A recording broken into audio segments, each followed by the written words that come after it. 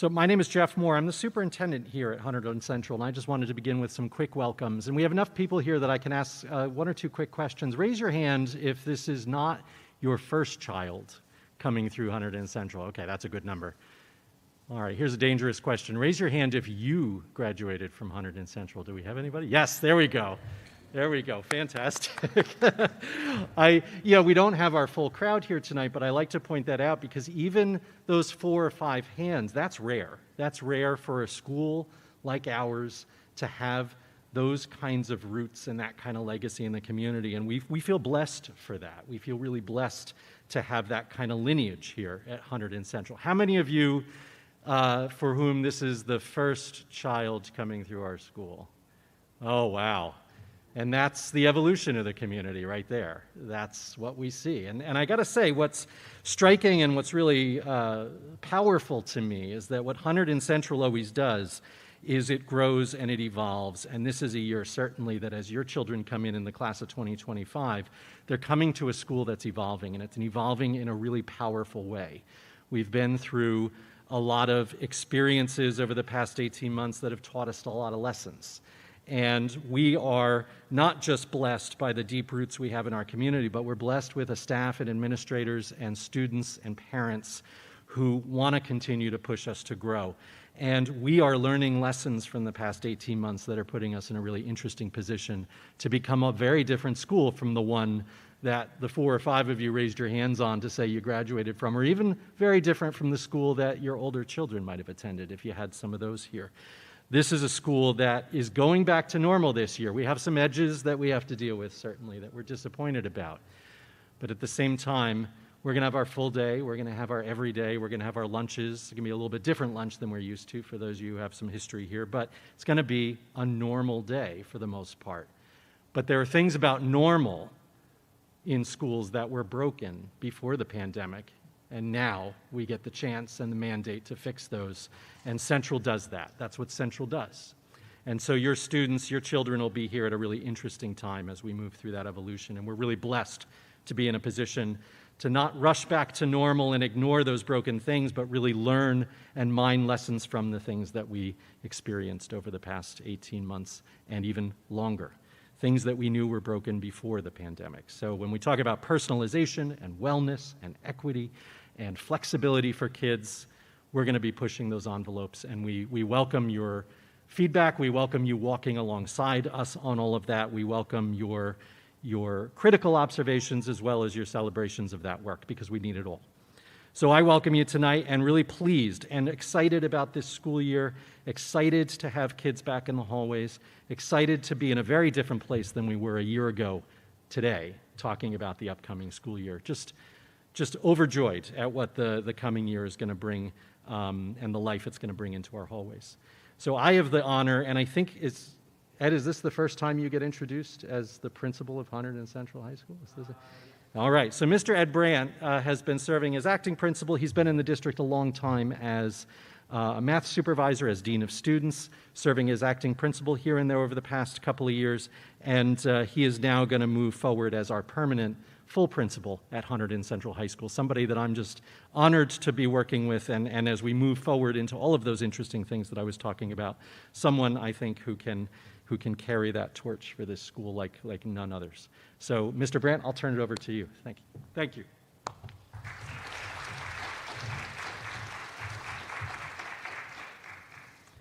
Thank you, Dr. Moore. So for tonight, first I want to welcome you. I want to welcome you back if you're returning with a younger sibling. I want to welcome you back if you graduated from here. I welcome you if this is your first time here in the district. This is our auditorium.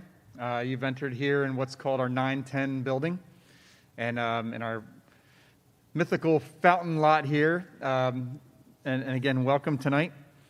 Dr. Moore already spoke, and you're going to hear briefly from me, and I'm going to pass it over to Jessica Long and Danielle Zorowicki as they lead you through an orientation for you into our high school, and also realizing that we have 3 days of orientation for the students over the next 3 days, and then another week there to get ready before all the students come a week from Thursday. So I'm going to show you a slide here that seems a little daunting. Just putting the numbers up there. All right, so we do have 2,693 students enrolled here right now, and we have 630 incoming freshmen in the class of 2025. I put that there because it is a fact, and I put that there because I know that periodically this ends up being a number that worries especially ninth graders, especially if students, and I've been here long enough to talk with students from every district. East Amwell and Delaware students may be a little nervous about that, coming from a smaller school to a bigger one. I will say this. We try to make it so that the system for them is as smallest as possible. And we use a house system, and I'll go through that in a second. Realize also the students are going to have 8 classes at most. And each day they're only going to have 4 to worry about. So even though there's this many students in this big of a building, that's all really they need to focus on right now. And if they have an extracurricular activity, a sport, a passion that they love, and they want to dive into that too as well to complement the classes they have, great. But there is absolutely nothing wrong with just focusing on those 8 for right now. And however, we also like to embrace the fact that there's actually not one school student body, but 630 individuals coming here. The last time I got a chance to speak like this was at graduation, as I was serving as acting principal. And we had a student speaker. One of our graduating students spoke, and he spoke about his realization, and he used the analogy of a Rubik's Cube and the various numbers of ways that you can actually have that cube interchanged. And he realized that there were that many paths that he and his classmates took. And I thought it was just so neat to listen to that realization from this senior as he was leaving.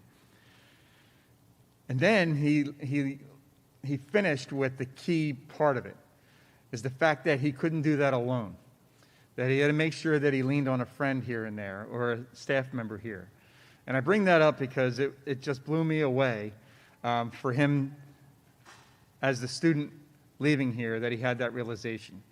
And I'm going to share that story with all the students over the next few weeks as they enter here. Both not only the 9th graders coming in, but the upperclassmen as well.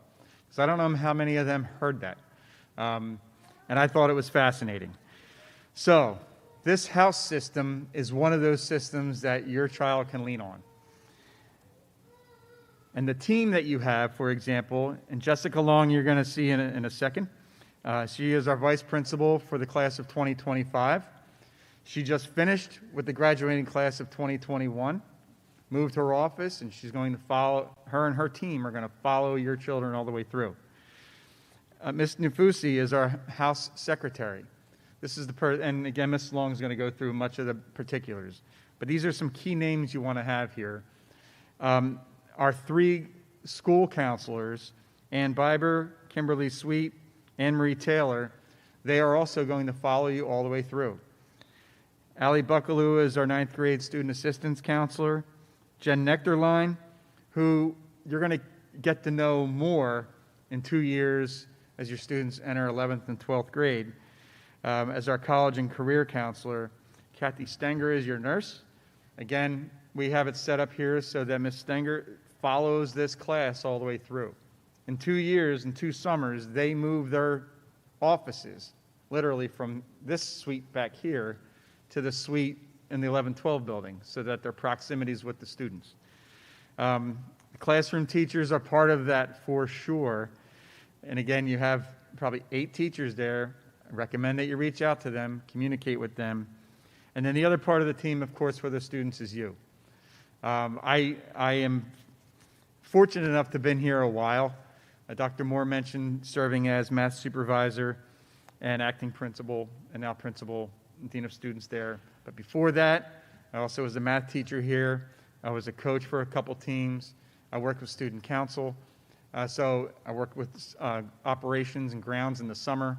So a little bit of everything here. You are a key part to that too, all right? And I'm going to challenge you from here on out.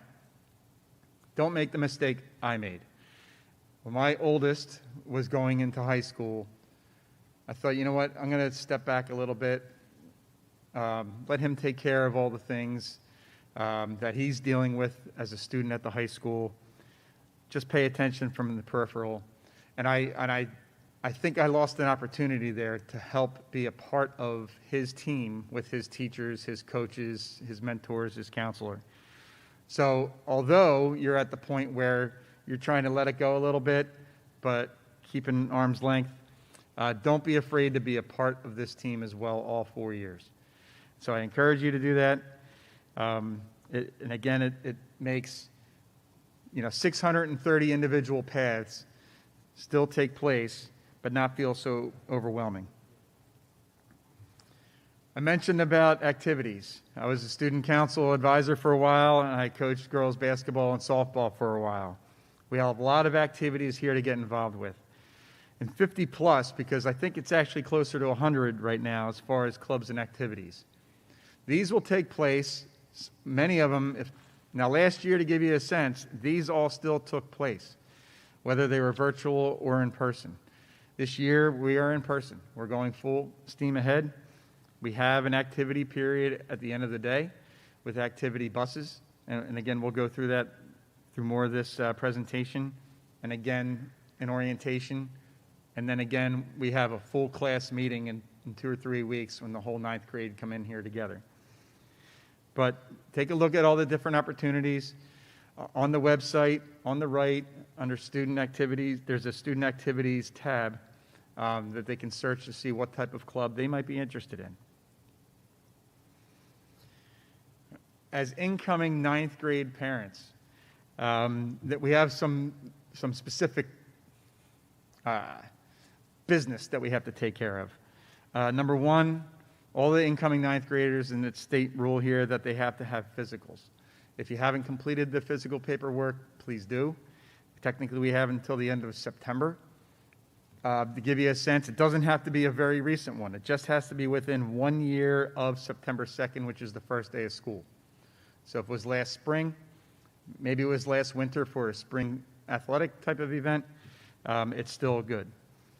The other one is proof of residency. If you came from one of our sending districts, it sounds a little silly, but because we are our own district, we do have to do this. So if you have 2 pieces of proof of residency that you have to submit copies of, on the website there's this information as well. If you have paperwork tonight, we can take it. We also have, on your way out, you'll see in the vestibule a little red mailbox that's outside of where you have to swipe to come in, but in the first door. That's where, if over the next month, if you're driving by, you want to drop it off, but it's after hours or it's even during school hours, and you really don't need to talk to anybody, just put it in an envelope and put it in that red mailbox. That red mailbox is there for exactly that. One item I want to mention on here that I realized over the last 2 years that I probably should have put on here is this.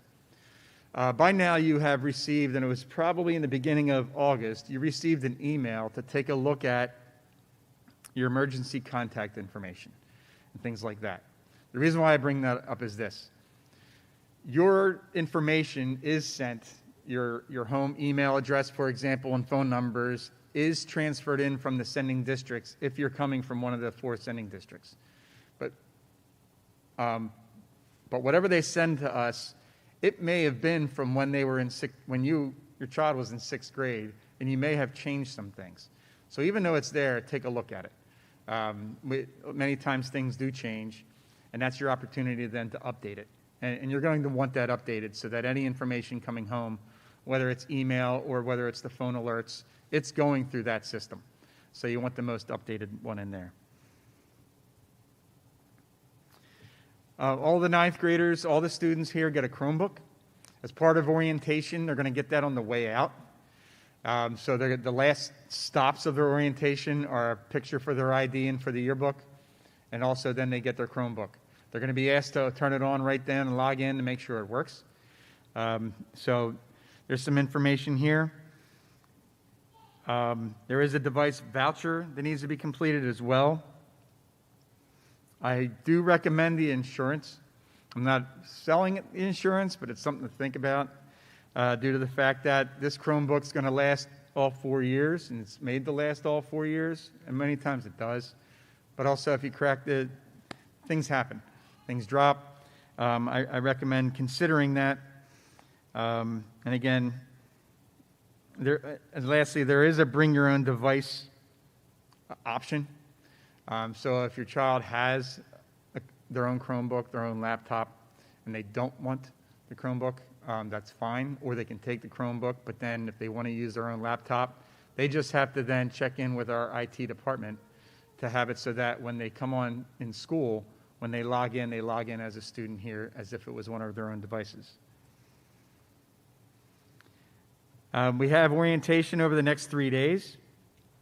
And basically what's going to happen, and everything's on here, I'm not going to read it step by step for you, but basically what we're looking to do, they're going to be in cohorts of about 20, 22, 25 students. They're going to start right up here where you walked in, and this is where we're going to ask you to drop them off, but we're going to ask you to leave out this same entrance here and not drive through campus, if you don't mind, please. And the reason why is there's a lot of activities going on. There's practices taking place out in the fields here, and other cohorts of groups are walking through campus. But then pickup after when it's done is on the other end of campus. So if you want to take a look tonight and drive around to see around the back behind the field house is where in Lot A, between the field house and Polytech, that's where the pickup is. But on their tour, they're going to get a sense of the layout of the building and their stops along the way. They're going to meet their house team members. They're going to meet their counseling team members. They're going to talk with our supervisor of athletics and activities. They're going to have time to walk their schedule. Their schedules were released earlier this evening. And then I followed up with another email welcoming them about half an hour ago. So they will have time to do that before they then go on to the other end of campus where they can tour that briefly. And then again, they get their pictures, their Chromebook, and they get picked up on the back up there. Realize, and I'm bringing this up, especially if you're a Tuesday or a Wednesday group. On the front side or the Costco side of the field house, you may see other people being dropped off, picked up there. That's not for orientation. That's the seniors getting their parking permits. So go around the back. Last year, or 2 years ago, we didn't bring that up, and it was people walking in there. So you're going to go around the back of the field house. I'm going to pass it on now to Dr. Zarowicki. She is our supervisor of counseling services here. She had a crash course over the past 3 weeks of learning a little bit of everything of our school, and she's going to display that right now. Dr. Zarowicki.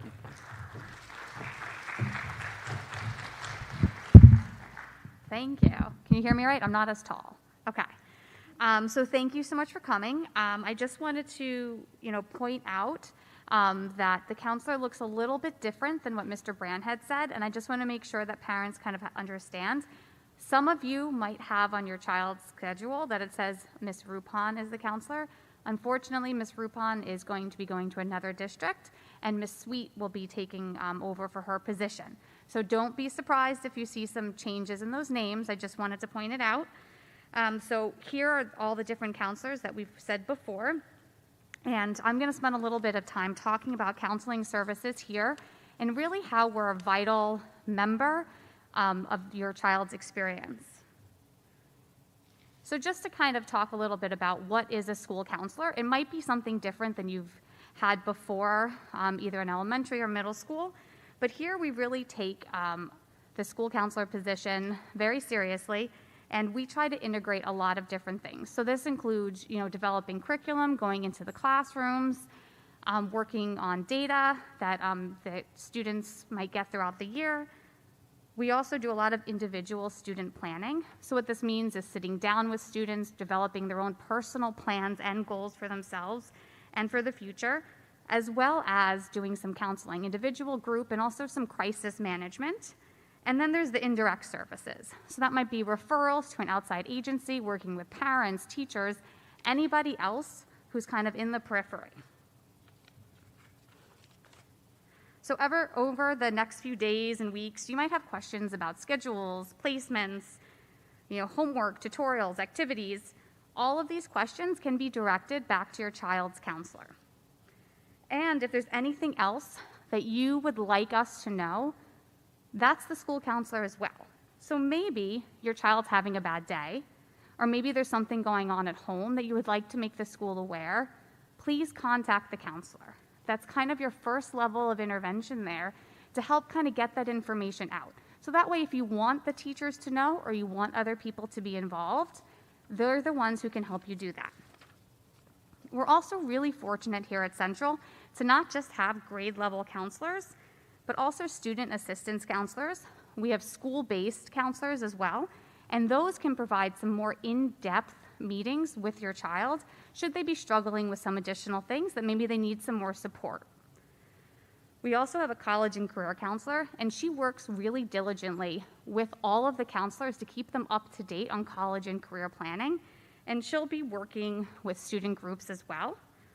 And we're really, proud and fortunate to have this dedicated team that can be here to service all of the students who are here. So in case you need to just remember how to get to where the assigned counselor is, here's just a little link. You can go down to contact information on the main website, counseling, and then it comes up for all of the different counselors.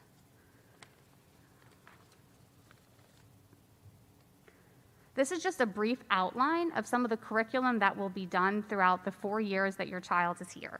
So in the beginning, we talk a lot about transitioning, really starting to develop a foundation, and you can see it really progresses to where the end, where we loop back around, right, to now we're doing a different kind of transition, and we're really finalizing those future plans.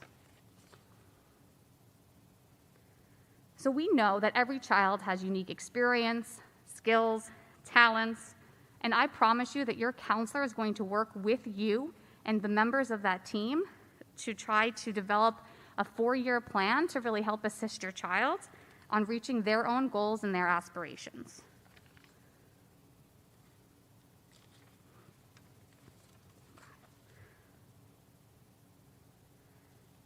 So what's really important is to remember balance. So as much as we talk about, academics, activities, clubs, we really want to try to find a balance of all of that for what your child does here at Central and what they do outside. So it's really important to also help them, encourage them to explore those interests. Now's really the time that they can take different courses, music, art, tech, try out different clubs and activities. You heard about all the different kind that there are. You don't want to extend yourself too much, but now's really the time that if they have an interest, to encourage them to sign up, to go to a meeting, to see what that's like. All of this will help build their self-confidence and help them meet other people.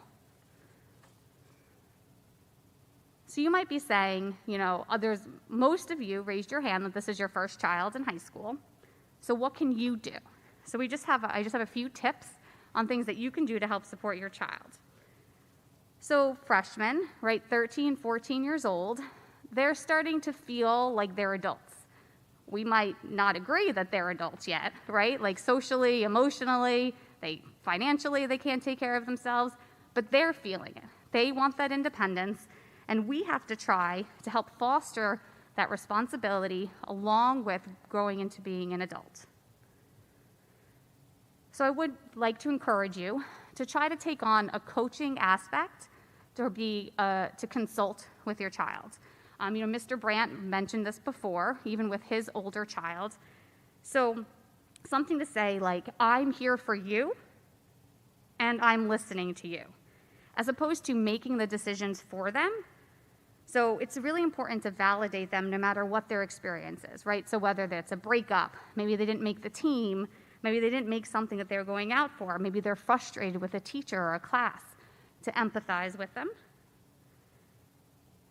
Listening, staying calm as best as you can, and not giving answers. This, I think, is the hardest part as parents, is to help try to guide them for them to make their decision versus us give them the answers. We spend so much of our time as parents telling them, right, what to do, what not to do, that now's the time where we have to kind of shift that a little bit. And it's really hard. So some of the things that you can do is model that behavior of what you would like to see your child do. So maybe you can model using a calendar, model setting aside time for yourself, showing them that they can fail and that you can fail and that you can still persevere through that failure. All of this will help build their own confidence, and it will show them that you're a role model for them. So failure is one of those things where we've all done it. We've done it as children, we've done it as adults, but we need to kind of flip that script a little bit. Failures are really just opportunities to think differently and to try a different angle. This is really a valuable lesson that we can teach our children. So something like, let's say they have a project due tomorrow and they haven't done it yet. Do you help them? Do you do it for them? Do you let them take ownership of that decision to procrastinate and not have the project done? We just want you to be mindful of that failure process and to let them know that it's okay to be uncomfortable and to sit with that discomfort. I think for parents, it's really hard for us to see our child in discomfort. So some additional tips, you might know these things, but we like to help review them. So structuring homework time in a location in your house that's quiet, as distraction-free as possible, no cell phones, trying to have regular bedtime routines, all of that is still important. Monitor how they're doing, but I really recommend not daily. So when it's daily, it can feel kind of like you're micromanaging them a little bit. So maybe what you could do is set aside a time once a week, review Aspen together, review their homework, review their calendar, and that can be some time that you guys can develop those skills together and help them if they need it. If you notice an issue, reach out to a teacher, a counselor, help participate in those decisions that affect them. So some of the things your child will be doing when they first enter to kind of meet their counselor, obviously there's orientation, homeroom visits, there's some small group meetings that might occur, individual meetings, large group. There's lots of opportunities for your child to meet their counselor. However, I just want to emphasize, your child can always reach out. If there's something going on, I don't want them to feel like they need to wait for their counselor to reach out to them, which they will if they see them struggling. Your child can email their counselor. We'll probably be doing appointment blocks this year where they can schedule time to meet their counselor if they have something. And of course, for emergency situations, they should go directly to the house office, and I want to make sure you encourage them to do that. Because if there's something that needs to be addressed right away, we don't want to wait. So we really try, as Dr. Moore had said, to have a personalized approach with the students here. So we're going to be doing what we call, it's kind of like a student information sheet, where students, the freshmen, are going to be filling out some information about themselves just so that we can get to know them. And their counselors are going to review them and then follow up if it's needed. But all of this will just give some more information to their counselor to really get to know them right off the bat. Okay. So thank you, and I want to introduce Mrs. Long, who is the vice principal.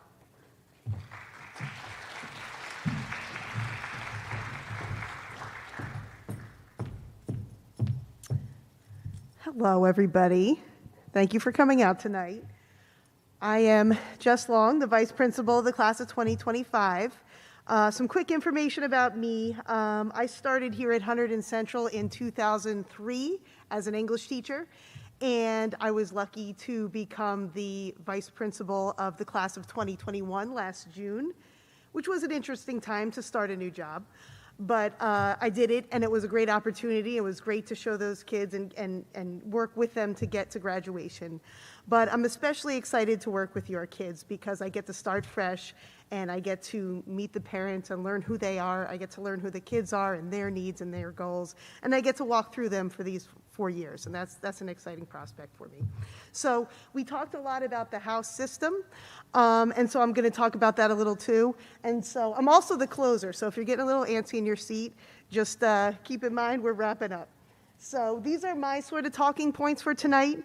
That I'm going to talk a little bit about my philosophy as a leader and what I have for goals as the first time I get to walk through the class of 2025 with the 4 years. and how I want to help your kids meet their goals as well. I'm going to give a few more specifics on the team approach.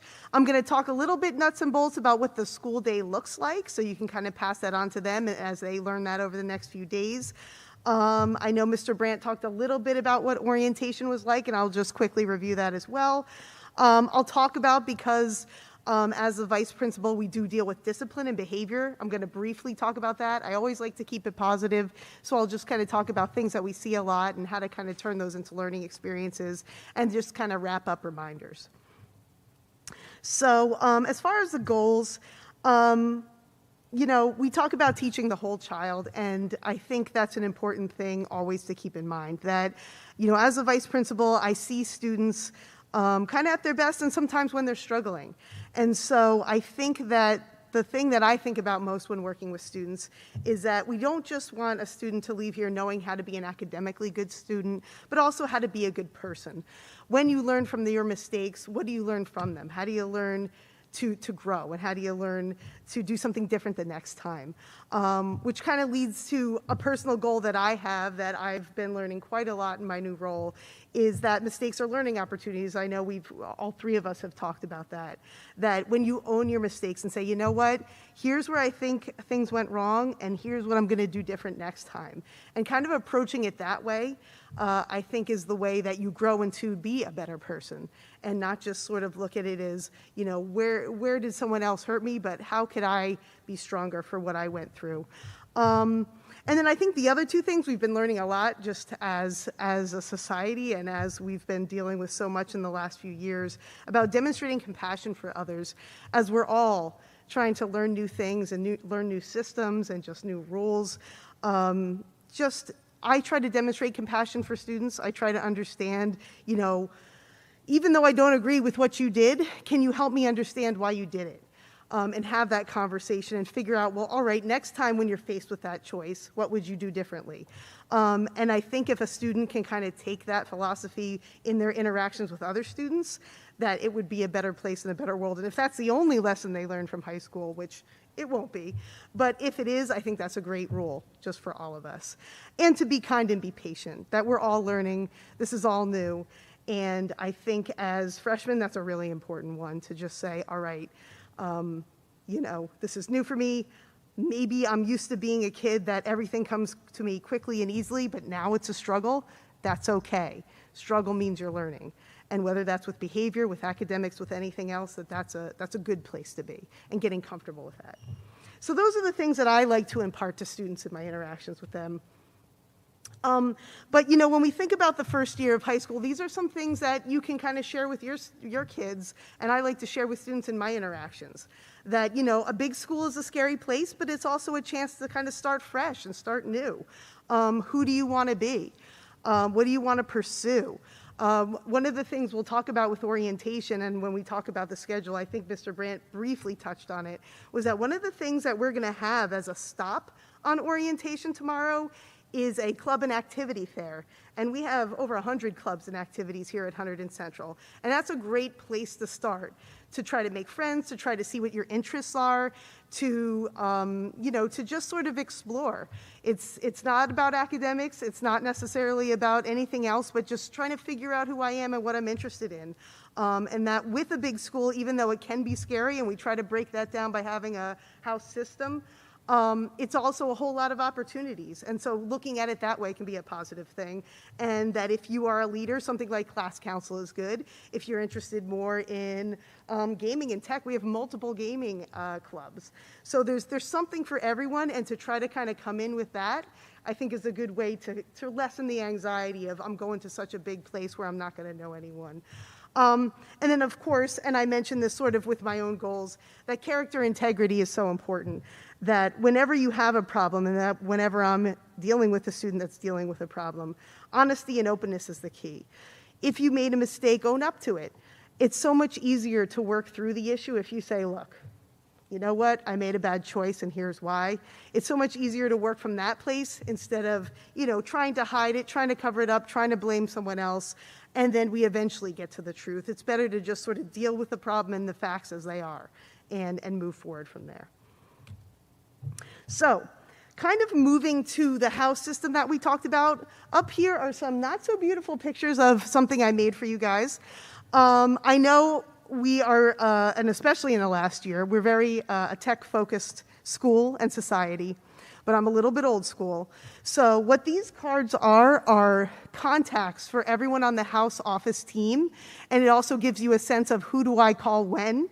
So you'll see up here, it's probably a little small for you to see, but it gives my name, it gives our, so the house office team is a vice principal, so I'm the administrator of that team, and there's one per grade. We also have our own nurse, so if you ever have health or safety issues you need to deal with. Mr. Brandt, you raised your hand? Yeah, I'm okay. I think you were going to mention that they are going to leave with that. I was about to, yes. Yes. That's okay. Take a picture, but yes, I'm old school. There's a paper copy, so when you leave, there's going to be a big pink card that people will hand to you. But feel free to take a picture too if you'd like. And so, yeah, Miss Stenger is our house office nurse, so that is that name that you can contact if you have any health concerns, if there's medication that needs to be administered to your child, things like that. Ms. Nafusi, we mentioned, she is our house office secretary, which I'll talk about more in a second. And you'll see the numbers right here for each of the counselors. So it gives you the alphabet, it gives you the number, and then we also, Dr. Zarowicki talked about our student assistance counselor. We have her information here. And then on the other side of the card, we just have some FYIs about how to sign up for the late bus. On Mondays, Wednesdays, and Thursdays, we have a tutorial block, which is not like when, there's not class happening in that time, but kids can stay after with teachers to get help, and there's late buses that run that will bring them home. So to sign up for that opportunity, they have to go online. So all that information's on here. There's also a little app that students can download that has sort of numbers for safety. It's called a help app. It was actually developed by former students of ours. And it has connections to like emergency services and things. If students want to get some extra help, it can be there. And there's also on here, as you'll see, an anti-bullying hotline that is actually to our anti-bullying coordinator. It's a private line where they can leave messages if they see something, if they need something, but they want to do it anonymously. That information is there too, and then we'll investigate it. So that card will be when you leave. It'll be outside and you can grab it. Big, bright pink card. So that's the old school part of me. Like if you want to go put that on the fridge so that you don't have to go on the website and search in the morning if you know your child's sick and you need to call them out, information is there. So to kind of expand on that, this is about that house office team. And basically, as I said, Miss Nafusi is the house secretary. You'll probably talk to her the most when you need to reach out because she's the person you report attendance to if your child's going to be late or absent. And then she can kind of help you with any kind of general thing, like just questions about if there's an event, when it starts, and all that kind of stuff. You could call me a team leader. I call myself a co-problem solver because so the people on the team are the counselors, the nurse, the secretary, and myself, and our SAC, our student assistance counselor. So I try to work with those people whenever a student has a problem. So then if your child has a question or an issue with like scheduling or something emotional or things like that, all the things Dr. Zarowicki talked about, that would be when you reach out to your counselor. If you have any sort of behavior, discipline issues, conflict with a teacher, conflict with another student, that's when you could reach out to me. And of course, you could reach out to me anyway. I'll direct you towards the right person, but that's really my expertise. The only person you really wouldn't need to reach out to the house team for would be more for academic issues. If a student is having issues with classroom content, and you can often go to the counselor and they can become sort of a go-between for those communications. But if you have concerns about things like that, the teacher is always the first best place to ask about what's going on in the classroom. If you're not really hearing from the teacher, you're having an issue there, the next level up would be their supervisor, and then beyond that would be the principal. Usually it's settled at the teacher level, but those are really the questions that, as far as the classroom content, they would go that direction. Pretty much everything else comes somewhere to the house office. The website or our school calendar is great for school events. Nancy Tucker, make sure she is not going to your trash or to your spam because she sends out everything that's events for the school. So make sure you have her. And then right at the top of the Hunterdon Central website, all the important stuff is right in quick links. So if you just type in, HCRHS and you Google the school and you get to the main site, I know it can sometimes be a lot of stuff going on. If you go to that quick links up in the top right, most of the important sort of current event stuff is there. And what we have circled here, it's a little small, is the new student button.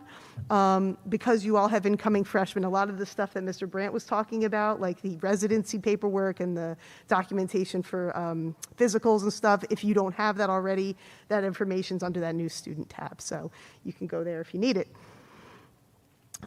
So just going to give you a quick rundown of what the first day of school looks like for kids. Day one is an A day. And the first 2 days of school, we let the kids out a few minutes early to get to their buses so they can figure out where the buses are and things like that. And we actually have a longer homeroom. So just kind of a reminder, because attendance is my area. Make sure you're getting up promptly so you can get to school at 7:35 whenever the buses are coming. I'm sure most of your children are taking the bus, so make sure they're getting, into a routine. Just know that being tardy to school or class, 3 tardies equals an absence. And I'll talk about absence limits in just a moment here, but we want to reduce those as much as possible so we don't go into loss of credit for a class. That can be a stressful thing. Alpha homeroom is extended day one. Now, alpha homeroom's a little bit different. Usually a homeroom is whatever you have first block. Just on the first day of school, and this year we're going to try to be rolling that into some activity days as well, but really just for the first day of school, you have to remember it. You go to a different homeroom than you usually have your first block. It's done all alphabetically. It's actually the same groups that orientation is broken up for those 3 days. And we're actually going to show kids their alpha homeroom on or at orientation. You go there and you just get your IDs. So they're taking their pictures during orientation. We make those into IDs. They get those at alpha homeroom.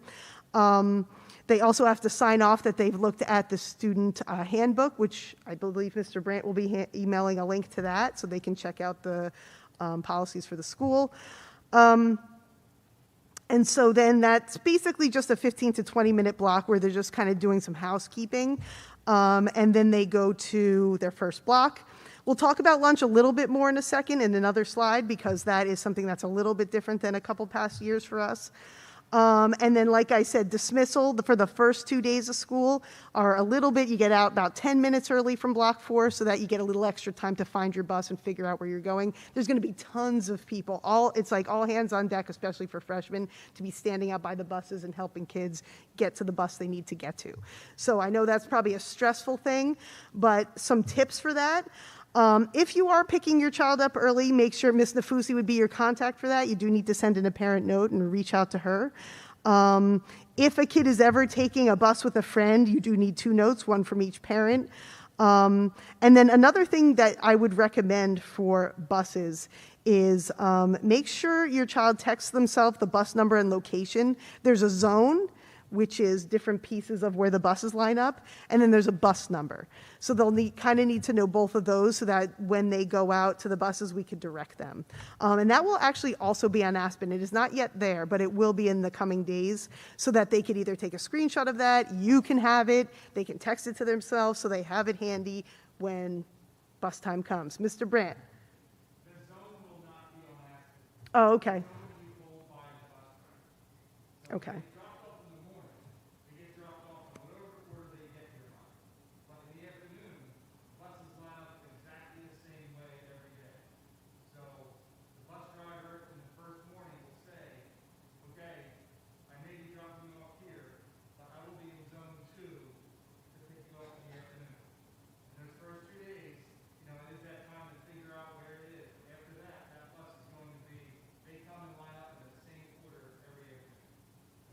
If anyone at home didn't hear that, he said zone will not be on Aspen, but the bus driver will let your kids know.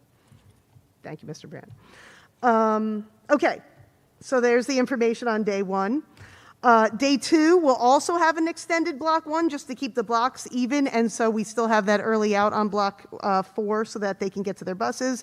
But instead of going to their alpha homeroom, They're just going to go straight to their usual block 1. They're just going to be in block 1 for, I want to say, 20 extra minutes. And they're going to get a safety and security procedure video to kind of go over our procedure for drills and shelter in place and things like that. So that's what they'll get there. And then on the 3rd day, that will be an A day again, regular bell schedule. All right, and then they will not be getting the extra time to go to the bus at that point, but usually by that point they've got the gist of it. And there's still plenty of time. They don't run the buses until, if there's a kid they can't find, they let us know. Little information on lunch. I said I'd get back to that. I believe Mr. Brandt just sent an email about this, correct? About the lunches? To the students, and tomorrow you'll get an email on it. But I will give you a sneak preview here of this is and it's probably small for you, but basically he said these are the 2 lunches. There is, and it's getting a little bit blocked here, but there's basically a lunch 1 and a lunch 2. And pretty much the way to think about it is lunch 1, you go to block 1, 2, then you go to lunch, then you go to 3, 4. If you have lunch 2, you'll go 1, 2, 3, lunch 4, okay? And so the kids might have, depending on A and B day, they might have a different lunch. Like I might have lunch 1 on A day and lunch 2 on B day. Just depends on what class I happen to have 3rd block. But this is basically how it will look, is these periods of time, all right? And again, you'll get a copy of this in Mr. Brandt's email. The kids already have a copy of this. But that's basically how the 2 lunch sessions will look, about 46 minutes. There will be multiple food services locations, and there's more of them on the 910 campus. That's the campus we're on right now. That's the freshman-sophomore campus, than there are on the other. So there'll be plenty of places for the kids to go. We even made a new sort of area where we took out some lockers, and there's bench seating for kids. So there should be plenty of seating. As far as there will be free meals this year, just like there was last year, but you're not taking them with you. You will need to get a full meal for it to be free. If you want more or different pieces, you can pay for that. And I think more information is coming on that as well, Mr. Brandt. So you will get more details on what constitutes a full meal and stuff like that before the first day, how there'll be electronic pay service, the pay for it, to put that on a card and things like that. So more information coming. Campus-wide dining for the first part, like I said, it's not completely everywhere at all times like it was for unit lunch, but there will be outdoor areas. There will be outdoor areas as weather allows. There will be plenty of indoor areas. And because it's shifted in 2 blocks, there will be less competition for seating, so there should be places for everybody. And then it talks about the different areas, and we're going to talk about that at orientation too, different areas where kids can be seated outside or inside. I think I already mentioned that A day lunch may be different from B day. So on A days, I may have lunch 1. On B days, I may have lunch 2. I might have 1, 1. I might have 2, 2. Depends on how your schedule falls. And then just, as always, make sure to be on time to the next block's class. We have an 8-minute passing period even during this, so should be okay. Parents ask this a lot, and I think in high school it's a little bit different than middle and elementary. Of course, we have a mask, what to bring for now. We're wearing our masks, so make sure you bring it.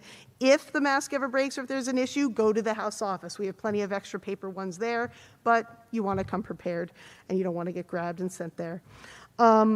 Notebook and notepad's always good to have. I put the 2 stars next to a charged Chromebook because I would say that is the biggest issue with, not with just freshmen, but with all students. But I would say if you're not used to, and I guess your kids are probably from being home used to using a Chromebook in school, but make sure it's charged up. I would say the Chromebook dying in the middle of the class is the biggest issue some kids have, and teachers are doing a lot electronically, so you always want to make sure you have your Chromebook and that it's nice and charged. It's good to have a pen and pencil, of course, but as far as specific supplies, it's very class specific and it's very teacher dependent, so I would wait. I wouldn't necessarily do your big back to school shopping trip until you kind of get a sense of if your students in any specialized classes like art or something like that, if there's special tools they need. I would say for the most part, it's probably going to be mostly electronic stuff. So I would wait till like the 2nd week of school before you see about that.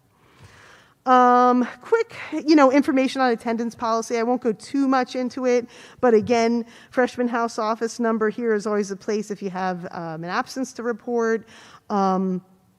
If you're out sick, notes are important to make sure they get sort of documented as to where the student was.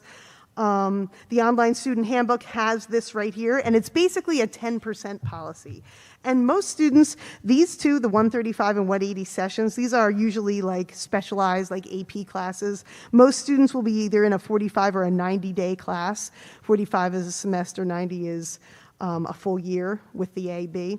And so if you look at it as a 10% thing, you miss 4.5 classes on the 5th absence, you're in loss of credit.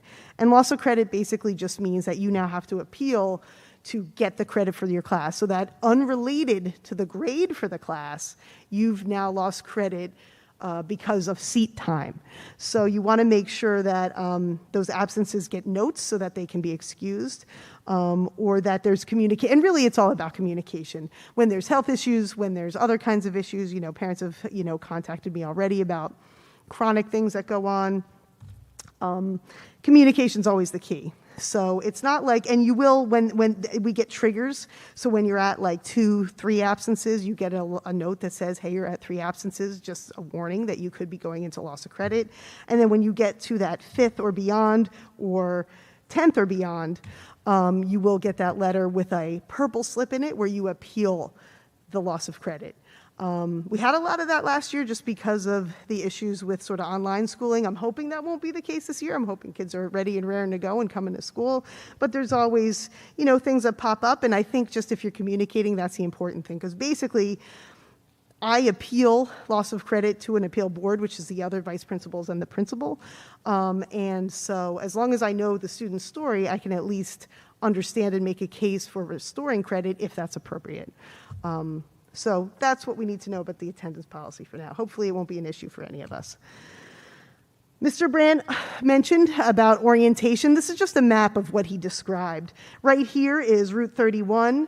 This is the entrance probably most of you took to get in here. This is us, the fountain entrance right here. That's where you came in here to get into here. That's exactly where you guys came in. That's where you're dropping your kids off for orientation, is right out there. There'll be teachers that will be the tour guides. They'll be taking the kids as they come and then starting the tours. So that's drop off.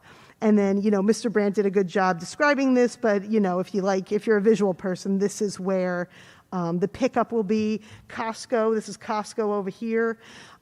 This right here is where you don't want to go. That's that B lot. That's where the seniors will be picking up their parking stickers. So just because you see a lot of people doesn't mean that's where you go. You keep on going.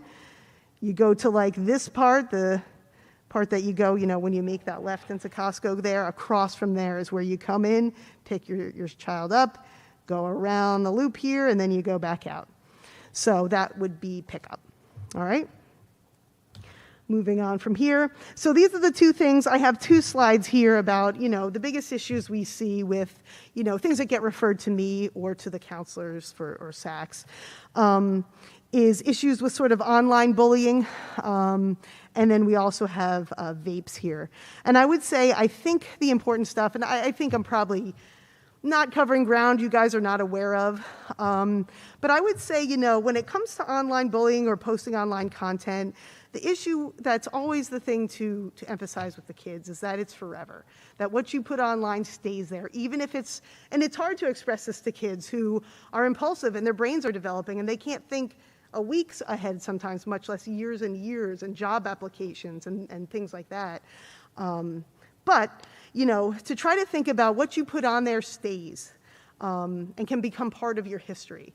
That really think about what you put, even to text, even to private, even to something like Snapchat, where it's, or TikTok, where it's temporary. Nothing's really temporary online. So I think if that's what you kind of express to your kids, that, it lasts, that I think that's sort of the thing to think about, and that it can have repercussions. And whether, I find that when we talk about cyberbullying, what comes across our desk more is less, just one person going after another. It's often what's called mutual conflict. And what I like to tell kids is like, look, as soon as you get messages that disturb you or bother you or hurt you, you shouldn't respond electronically, because now there's a record of both of you going back and forth saying hurtful things. I'm all about, standing up for yourself and being strong, but what you put online is there forever. So if you take take a screenshot, send it to an adult, whether it's your parent, whether it's your counselor, whether it's your VP, and say, hey, this is bothering me. We will investigate it and we will address it. So I always encourage kids, don't respond, put it aside, make a record of it, get your evidence, and share it. And try not to engage back and forth online. If it can't be resolved in person by talking to the person, if it's gone too far beyond, if you can't face-to-face say, hey, what was that about? That was hurtful. Or if you don't feel comfortable doing that, just take what you have that you're concerned about, bring it to an adult. And I think that's the best way to kind of resolve these things is in real life, and very little gets resolved online. Whether it's an adult that's helping you resolve that in person, or you and your friend or ex-friend resolving it in person with some adult support, that's the best way, so that you don't become accused of being the bully or you don't become bullied. So mini discussion there. Of course, vaping we know is not healthy for students.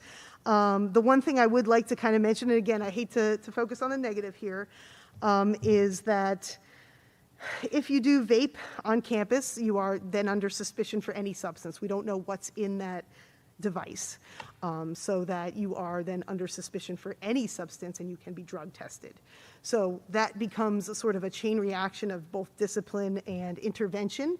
And the purpose of that is to keep kids safe. Vaping on campus is considered a risky behavior. It's considered an indicator of an issue. Vaping itself is one thing, but doing it on campus is sort of an accelerated level of behavior. And so that's something that gets addressed very seriously. And it's meant to make sure that there isn't a substance abuse issue there or any kind of dependency. But it can trigger sort of a chain reaction of issues that can be very stressful. So, keep that in mind with your kids. And if you're ever concerned about something that's going on, if you're finding these things at home, you can reach out to us. And it doesn't have to be disciplinary. If you're, as a parent, reaching out saying, I found this in my child's room, I'm concerned, that becomes a counseling issue more than Mrs. Long's going to go search their bag and bust them issue. We want to help. We want to make sure there's not a chronic, serious issue going on. So communication's always good. But sometimes kids make silly mistakes. Sometimes they make bad choices. And they should just know that that can lead to issues that would lead to testing and beyond. So that's really all I have to say about that. Don't want to focus on the negative. So we're getting to sort of things to remember. We're summarizing here. Remember, complete those Chromebook electronic forms on Aspen that Mr. Brandt mentioned, which could be the voucher, the insurance, the updated physical by September 30th to the health office if you haven't done that, proof of residency to us at the 9th grade office. If you have that tonight, you can be handing it to me or any of the folks out there, and it'll get back to me. Talked about drop off and pick up procedures for tomorrow. Dropping off here, picking up down by the field house. Figure out that bus number and location itself. You can either, even if you got it in the mail, you can have your child take a picture of it just so they have it in their pocket. And then, you can be dropping off some of those forms to us. And don't forget the big pink contact card I mentioned that has all the old school, put it on the fridge information. If you want that, you can grab it on the way out. Final word, and then a final word after that. We reach out with questions. We are a big school, but I consider us a small family. Your house office is the small family that will be looking out for your kids, so reach out. We're here to help. For folks at home, if you have questions, keep in mind you're going to be getting an email from Mr. Brandt, so more information to come. Your kids will be walking through the orientation day, so a lot of questions might be getting answered there. But if by Friday you still have questions at home, feel free to reach out, email the people there. Also, if you were not here and you do want one of those pink cards, I can email a copy it to you. We will have the extras that aren't picked up tonight in the house office, so you can have your kids stop by and we could give one to them if you'd like to grab it that way. The other thing I was going to say, and correct me if I'm wrong, we are going to stop streaming in a few minutes, so it won't be online. So if folks want to ask like a Q&A session, you want to ask questions in front of everyone, we can do that, and we actually have a microphone if we want to. But if you don't want to ask in front of everyone, we'll be hanging out a little bit if you want to come up and ask a question too. But just know we're not streaming your questions out. We're going to turn off the feed once we finish up here. So, shall we give them the sign to cut it off? Okay, so, okay, so we're offline, we're offline.